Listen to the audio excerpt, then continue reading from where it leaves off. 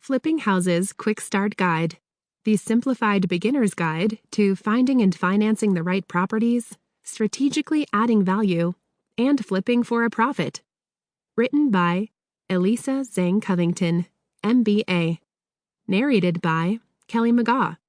Copyright 2022 by ClydeBank Media, LLC. Production copyright 2022 by ClydeBank Media, LLC. Please note that your purchase of this audiobook includes a downloadable companion PDF containing all the figures and visual aids referenced throughout this audiobook. Your purchase of this audiobook also includes free lifetime access to the Digital Asset Vault, which contains supplemental resources that enhance the content of this audiobook and maximize the value of your purchase. We highly recommend accessing the companion PDF and digital assets for the best listening experience. Visit www.clydebankmedia.com/flipping-assets to access the vault and download your companion PDF and supplemental materials. Introduction. 5 years isn't very long in the grand scheme of things, but the last 5 years completely changed my life. A half-decade ago, I was trapped in a dead-end job with a tech company, working 9 to 5 along with everyone else, and wondering how I could change the course of my life. My job in Silicon Valley was okay, but I wasn't passionate about it. It was just something I did to earn an income and support my lifestyle. More senior positions at my company didn't look appealing because the higher pay didn't seem like proper compensation for how stressful and demanding the jobs appeared to be. There was also a lingering uncertainty, sadly common in plenty of 21st century jobs, about where the company was headed and how its direction would affect employees. Silicon Valley businesses are notorious for laying off employees, to the point where people joke that if you've never been laid off, your career is not complete. Looking back, it seems like everyone around me, including myself, was simply living up to the societal expectation of earning a degree, finding a job, going to work, and getting a salary. It matched Robert Kiyosaki's description of the rat race in his highly successful personal finance book, Rich Dad, Poor Dad. I was certain that I didn't want to remain in the rat race for the next 20 or 30 years, but I was unsure how to escape it. I had gotten interested in real estate investing by this time and dreamed of leaving my job to pursue it full-time. I was drawn to the idea of being my own boss and being responsible for my own success instead of showing up to work every day for a company that could fire me tomorrow. But I lacked the confidence or knowledge to follow my dream. So I became a landlord and eventually started flipping houses on the side while hanging on to a job that I didn't find at all inspiring, but that came with a salary and benefits. As I completed my first 2 flips, I thought constantly about quitting my full-time job, but just couldn't seem to pull the trigger. And then, just before Thanksgiving in 2017, I got laid off. In hindsight, the layoff was the best thing that could have happened to me, as it freed me up to pursue what I knew I really wanted to do. But at the time, it was tough, and I felt that I was at a low point in my life as I realized that for 7 years, I had spent most of my time and energy at a company that found me disposable. I felt as if I had no control over my own career. I wish I had avoided the humiliation by leaving on my own before I was laid off, but I guess I wasn't quite ready.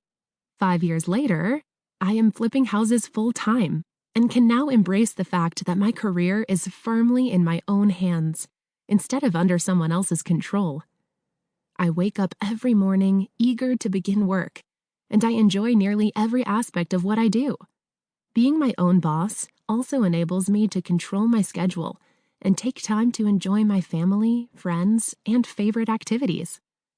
If you are in a situation that sounds similar to where I was, dissatisfied with your career, feeling like you're doing things just to keep up with expectations, I want you to know that you have the power to change it. Leaving a job to pursue something on your own is a leap of faith, to be sure. I remember how scary the idea felt and how anxious it made me. Some people with good intentions may try to discourage you from taking the leap out of concern for your financial security. They'll say you are going into a risky venture and gambling with all your savings, or that you won't be able to find enough deals to earn a sustainable income, the same things that people told me. We'll discuss those and other myths of house flipping a little later, but I'm here to tell you that with the right guidance and a lot of hard work, you can overcome the challenges associated with flipping houses and be a success. I spent a lot of money trying to learn the business from the gurus who offered seminars and other trainings, but in hindsight, I don't think I got my money's worth. This book and other inexpensive sources will provide valuable information to get you started and help you build the confidence you need. Flipping houses isn't rocket science. It seems complicated and intimidating when you're just starting out, but you should have faith in yourself and believe that you can do it, because many people have managed to succeed, including myself, who was a total newbie not long ago. My only regret is not starting sooner. Let me tell you a little more about my journey from working a 9-to-5 job to becoming a 7-figure house flipper in just a few years. House hacking and landlording. By 2012, I had finally saved enough to purchase my first property, a 2-bedroom, 2-bathroom loft in a nice part of San Francisco. It was not a smooth or easy purchase, to say the least. The loft was listed as a short sale, and the complex's homeowner association, HOA, was suing the developer for water damage in the building. There were few banks willing to lend me money to buy this property, but I fell in love with the place, and it was a bargain I couldn't pass up, because the real estate market was at rock bottom at that time, and the property was listed at 20% below market value. To make a long story short, I made an offer and was turned down, only to find out a month later that the other offer had fallen through and my offer was accepted. It took 6 months to close on the property due to the lengthy short sale process, but finally, it was mine. I decided to house hack, which means renting out part of the house while living in the other part. Not wanting to take the chance of renting to someone I didn't know, I offered 1 bedroom and bathroom to a friend who was looking for a place to live.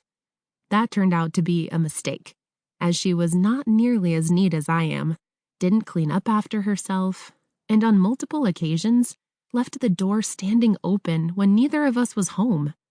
I had to ask her to find another place, meaning I ended up losing both a renter and a friend. It made me realize that being a landlord is not easy, but the rent money helped me pay down the mortgage every month, which allowed me to continue saving a big chunk of my income.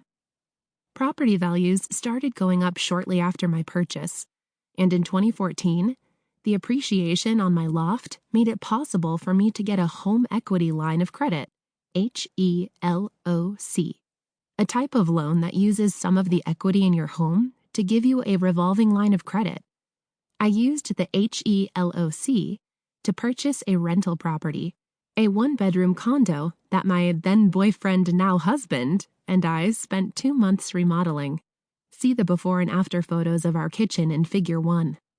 I realized later that doing it on our own was another mistake.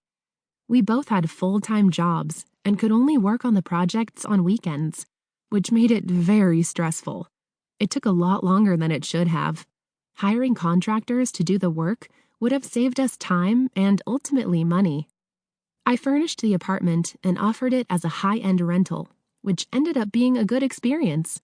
The monthly income gave me a good cash flow, and I enjoyed the tax benefits of a rental. With property values still rising, however, I decided in 2015 to sell both the loft and the rental.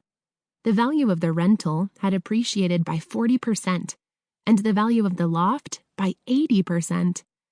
I decided at that point that I definitely liked real estate, and the capital from the sales made it possible for me to continue investing. HGTV and high-ticket courses.